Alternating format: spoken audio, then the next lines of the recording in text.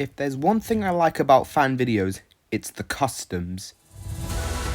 And in this series, you will find out just how I've made some of the customs that I have used in my own videos. Welcome to Yoshi's Customs. My uses for customs have varied over the years. Some have been for major characters while others have been for minor ones. My technique of making them has also varied, from ones being made from paper, from plushies, until recently, painted characters. Some of the characters have even been modified over the years, meaning that they have changed from the last time they were seen.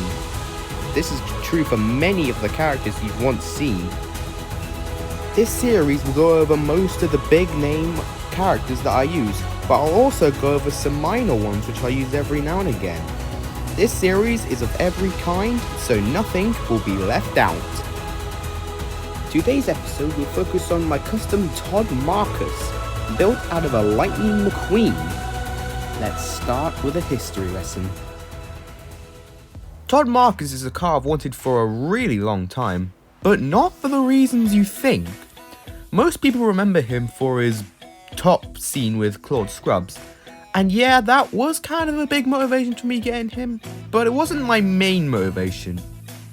My main inspiration for getting him was his one-off appearance in the mobile game Cars Fast as Lightning. Which, before we continue, can we have a moment of silence for this fallen game? So with this appearance, it made me want to get his diecast. But the problem is, I could never, ever find him. Even when he was re-released, I could not find him. He was that one car I really wanted, but could never, ever find. Okay, so this is an editor's note. Remember that comment that said how I could never find him? Well, guess what I found? It's the Disney Store version, yes. So it does create a slight scaling problem. Well, that's not the main thing. The main thing is now, I have an official Todd Marcus. But I'm still going to show you what I did with this one, just so I still have a video to make.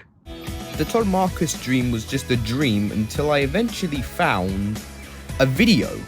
I unfortunately don't remember who made it. I might pop up a little picture of the thumbnail and channel if I find the video. But in that video, they basically customized a bunch of cars that they didn't have. And then I thought, hey, I can do this with one of my cars, and I can turn it into a car that I want. And so, the dream became a reality. I first put out a Lightning McQueen that wasn't in the best condition because I was going to be painting over it anyway. And then I started off painting over the Lightning McQueen with the sellotape in places where I didn't want it to be painted. Yeah, sellotape's not the best thing to use in the world, but this is a man with a budget setup, okay? Once I was done with the red paint, I started with the black, painting over areas where I thought it was pretty consistent with the design of the character.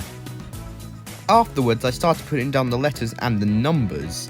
And I used paper for this so that if I ever did make a mistake, I could always recorrect it without completely ruining the model or having to do a complete and utter repaint from the ground up.